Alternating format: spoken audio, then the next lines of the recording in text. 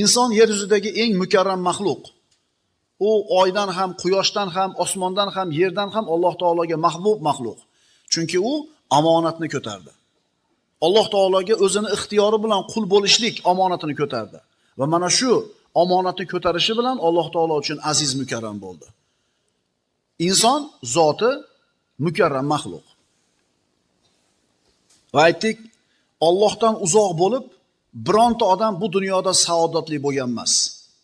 Allohdan uzoq bo'lib, bironta odam saodatli bo'lgan emas va saodatli bo'lmaydi ham.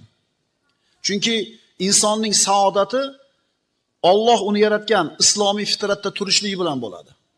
Baliq suvda yayraydi. Suvdan chiqarib uni oltin dusiga qo'yib qo'ying, ipek yostiq dusiga qo'yib qo'ying, unda u rohat olmaydi, o'ladi. U faqat suvda yayraydi. Xuddi shunga o'xshagandek, inson bolasining nafsi, inson bolasining borlig'i Allohning manhajida bo'lganda yayraydi. Undan chiqdimi, hayoti shaqovatga to'ladi.